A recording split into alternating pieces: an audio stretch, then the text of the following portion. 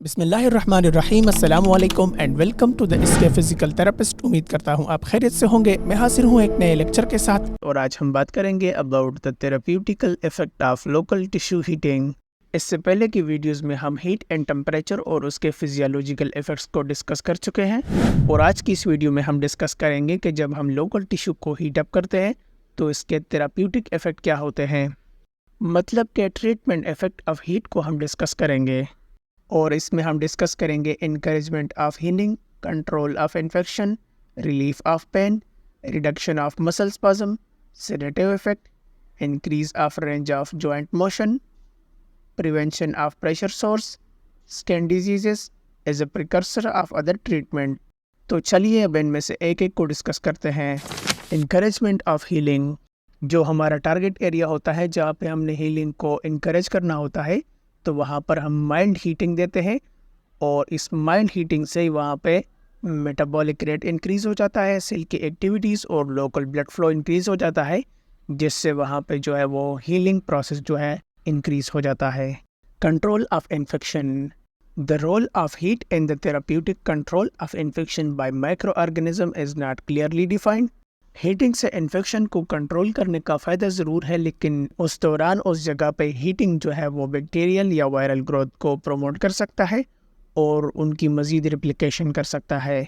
Infrared radiation से जो dry surface heating होती है, इसकी सरफेस इन्फेक्शन को कंट्रोल करने में एक ख़ास रोल होता है, like chronic paronychia, a fungal candida infection और अदर इन्फेक्शंस। सरफेस ड्राइंग से बैक्टीरियल की जो कॉलोनाइजेशन है वो ख़त्म हो जाती है। Relief of pain, therapeutic heat को पेन रिलीफ के लिए वाइडली यूज़ किया जाता है और इनमें ज़्यादातर स्किन को ही टारगेट किया जाता है। सेंसरी हीट रिसेप्टर को एक्टिवेट किया जाता है जो पेन गेट मैकेनिज्म को स्टार्ट करते हैं और इसी तरह से पेन रिलीफ हो जाता है। रिडक्शन ऑफ मसल स्पазम, अगर secondary afferent muscle nerve endings को और गोल्जी टेंडन आर्गन की हीटिंग की जाए तो इससे मोटर न्यूरॉन में एक इनहिबिटरी इफेक्ट आता है। इससे मोटर न्यूरॉन की एक्साइटेशन कम हो जाती है, जिससे मसल की कंट्रैक्शन कम हो जाती है और स्पाज्म रिलीफ हो जाता है। मसल स्पाज्म और पेन एक दूसरे के ऊपर इंटरडिपेंडेंट है, तो जैसे एक कम होता है तो दूसरा भी उसके साथ रिलीफ हो जाता है। सेडेटिव इफेक्ट, हीट लगाने के दौरान और हीट लगाने के बाद पेशेंट सो जाता है क्योंकि हीट से पेन रिलीफ हो जाता है और ये देखा गया है कि स्लीप में जाने से पहले स्किन का टेम्परेचर थोड़ा इंक्रीज़ हो जाता है। तो जैसे हम हीट को थेराप्यूटिकली यूज़ करते हैं तो हीट से पेन रिलीफ हो जाता है और स्किन का टेम्परेचर भी बढ़ जाता है, तो फिर ये एक रिफ्लेक्स फिनोमेना हो जाता है और पेशेंट को नींद आ जाती है। Increase of range of joint motion, सबसे पहले वाला रीज़न, अगर जॉइंट में पेन हो रहा है तो हीटिंग से एनाल्जेसिक इफेक्ट आता है और वो पेन रिलीफ हो जाता है।